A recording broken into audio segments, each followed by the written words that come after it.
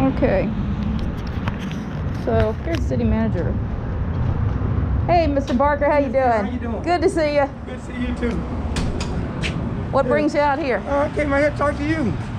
I mean, I haven't had a chance to talk to you. Well, it's nice to meet you finally. Nice to meet you too. So, I understand that they have blocked the media and the public from entering chambers still. It's everybody's still closed, and we're looking to open up approximately January. I'm January. We are doing a reopening during the night to get everybody's assessment on it, right? And we're dealing with the COVID piece of the puzzle. It's a concern. What about other cities? Like if you look at Morrow, or if you look at the Clayton County Board of Commissioners, they've all worked it out. So what seems to be the holdup in Forest Park? Well, here's where we're at. We're looking at two things, or three things actually. We're looking at the rise in the county up on the COVID piece of the puzzle, and we're looking at, all right, how do we do it, right? How do we do it? Speaking of, do we just deal with the outside right now, and then we just kind of close up the inside and wait till after the flu season? Those are the things we're looking at, and we're taking into account the actual people in Forest Park. That's it. If you notice, we've been successful outside, right? On the inside, we want to take a few other measures, right? Of course, we want to adhere to COVID standards. CDC standards. Ma'am? Hey, can we do this? I don't. You available sometime tomorrow? Yeah. Well, in the afternoon though. In the afternoon? Yeah. What I'll do is, can I put you on schedule and we talk? Sure. I don't have a card. Okay. But if you have a card, I'll email you. Let me see what I have. Yeah.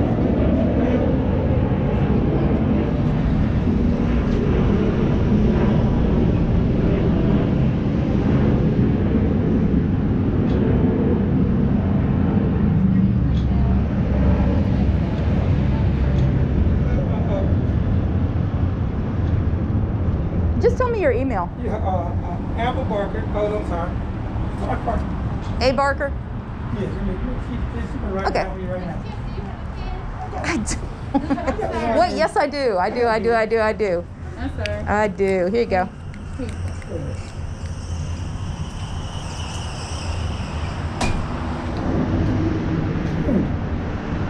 But just, we can get together tomorrow afternoon. I have some things to do in the morning, unfortunately.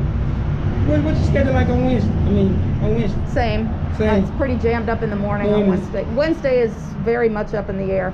Cell phone number and email? Yes. Or email is Probably be better ways to get me on emails. But I like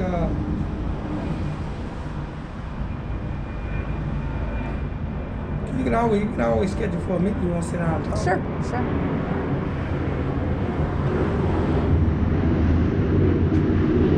what's your number? Cell phone. I don't even actually. Email's fine. Okay, I'll get it. His email, so I'll be able to see it. And I'll give you mine as well. Okay. It's a card. So You, Yeah. sign it back. Can you fill my phone? Sure. All right.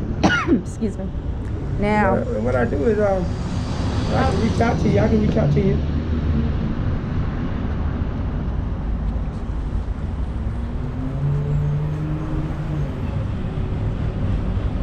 okay. What's in it? Was this your phone? No, I've got mine. I might need to keep this one. All right, cool. I'll keep this one. Okay. It's really good. I'm a klepto on Thank pen. you. Here you go. Thank They you. lock me up for taking pens. So we're Yeah, so, making it work here. Look, I've been meaning to reach out to you anyway, right? Because I really kind of want to. I haven't had a chance to meet you. That's been a big frustration. Like none of the new department heads, nothing. It's very irregular. So I would love to talk with you. Yeah, because you've just been in the city trying to get the things straight, the whole 9 yards. Since the closing, everything's been closed. It's kind of just throwing everybody off with anything Right. in terms of public period, other than outside, right? So. Are the council members and the chief and everybody else going to be required to wear a mask in chambers now? Yes, they do. They do. Because they have not. I mean, there's plenty of occasions where they've not done so. The city attorney does so because he knows better. Right. Chief and everybody wear masks too, or they got their distance going on. All the temperature read and stuff of that nature. And here's the other thing: is any member of the media is an essential worker. That means that they are supposed to be given that access. Right. Normally I would be sitting in here covering this meeting. Right, and that would be great if we weren't closed, right? That would be great. In fact, actually, you'd be welcome to come in. In fact, we would love you for you not just be that integral part of any other source we put out. The city attorney made the allegation that I was sneaking around City Hall and that I endangered everyone by coming in. I had on 2 masks and a filter when I came in. I chose a socially distanced seat, and I was very quiet, and I came in to do my job. And I was removed by Forest Park Police. I can't speak for that, but what I can speak for is this. It's a safety mechanism. It's a liability due to the fact that the city's closed, right? So all of that, we have to take that into account, right? And it's not just safety for us, safety for you as well. If it's a liability measure, then why are these signs up here? Right. Here's what we're doing. We're preparing for the reopening. In January. Well, no, not necessarily in January.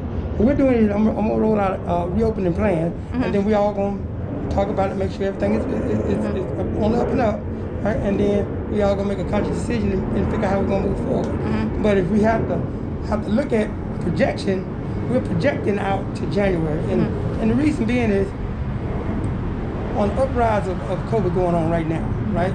We don't want to actually put our citizens, make them liable for stuff that we can control. I understand that. I understand your position. I just hope that you understand my position, which is that I am the only person who covers this place regularly. Miss Kemp. And I truly let me tell you what my position is, though. When you have one known journalist who is locked out and repeatedly ushered out and frog marched out almost, okay, it looks really bad. When other news agencies want to come around here, it's going to look even worse. Because the public does have a right to know what's going on. The city cannot, I don't believe that the city can use COVID-19 as a reason to close this off to the public. I believe that with safety measures, it's possible to let certainly members of the press in, certainly a few members of the public in a first come, first serve kind of way, and do what other cities are doing. I don't understand why all this business is being conducted behind closed doors. Ms. Kemp, and what you're speaking about haven't never applied since I've been here. I can't speak before me, right? And I want to say that ain't been the case before me, right? But I can't speak on that.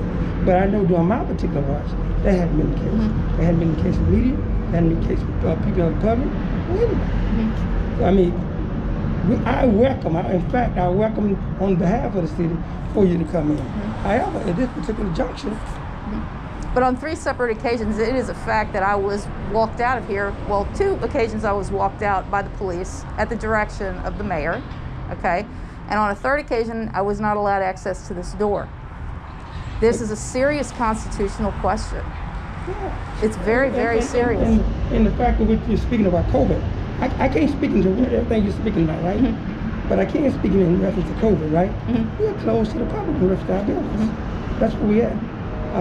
And when we actually open up, hey, you get a front row seat if you like. And is it not the case that the media is frequently allowed into areas that are closed to the public? Ms. Kemp, we'll continue this discussion. Thank you. Thank you. Appreciate your time. Anytime. All right, we'll talk. Okay. 26 for Mayor and Council is called to order. Dr. Beeler, is he on?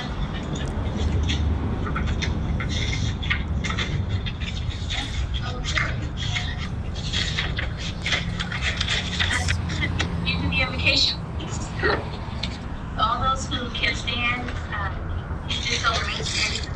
Okay.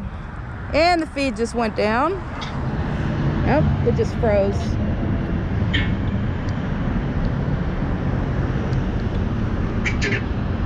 Oh, you give us our sins and all our many blessings. We ask that you be with each one of us tonight as we make the decision for this city of Forest Park. Lead and guide us. Help us to do things that will be pleasing in your sight. All these things we ask in Jesus' name. Amen. Amen. I pledge allegiance to the flag of the United States of America and to the republic for which it stands, one nation, under God, indivisible, with liberty and justice for all. Okay, so far so good. We have audio. We have video.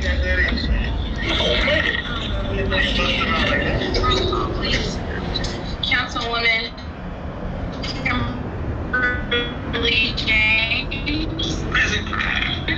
Good evening, everybody. How's everybody doing? Councilman Hector Gutierrez. Good evening, everybody. Councilwoman Latricia Aiken Wells. Here. And Councilman Alan Mears. Here. Madam Mayor, you have a quorum. Okay, at least 3 council members are not wearing masks. Mr. Barker made a comment about they're socially distanced. What is a reporter who is sitting in the audience with a mask on if not socially distanced? We're going to start with planning and zoning.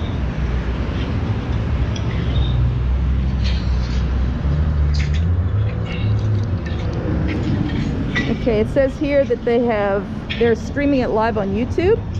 Good evening. That may give them better results.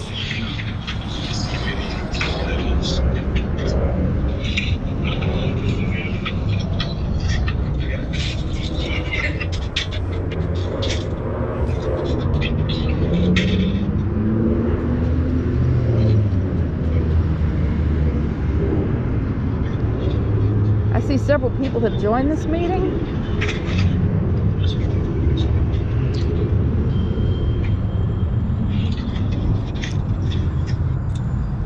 But if the gentleman from InterDev was working on it, oh, there it went. That may not be because of the meeting. That may be because of an airplane going over right now, as you can see up there in the clouds. I'm gonna come back over here. Here's Clayton County Police waiting outside to see if I'm doing anything. Hey, what's up?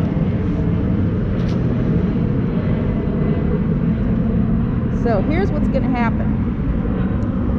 I got more head than I got words.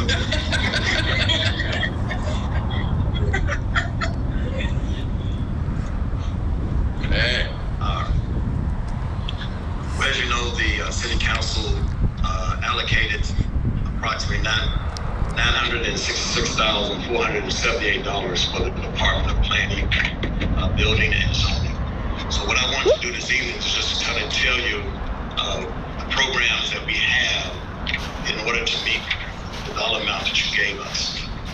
And the information I'm going to give you comes out of Forest Park's 2018 Comprehensive Development Plan. I didn't create these, they came out of the plan itself.